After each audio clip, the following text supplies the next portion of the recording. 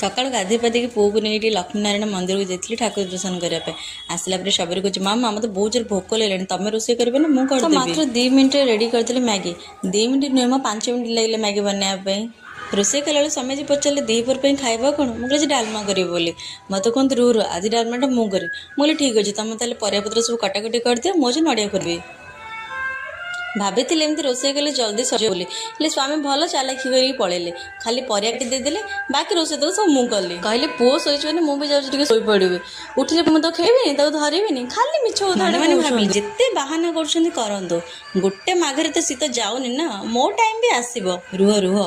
ଆଚ୍ଛା କହିଲେ ଆପଣମାନଙ୍କୁ ଗୋଲାପୀ ଅଳତା ଲଗାଇବା ପାଇଁ ଭଲ ଲାଗେ ନା ନାଲି ଅଳତା ଲଗାଇବା ପାଇଁ ଭଲ ଲାଗେ? କମେଣ୍ଟ କରିକି ନିଶ୍ଚିନ୍ତ କହିବେ। ଆଜି ଯେହେତୁ ଗୁରୁବାର, ଆଜି ଦ୍ୱିପହରେ ଶୋଇ ବି ହବନି, ତ ଯାହା ଯେମିତି କରିକି ଆଜି ଦିନଟା କାଟିଦେଲେ ଯିବ।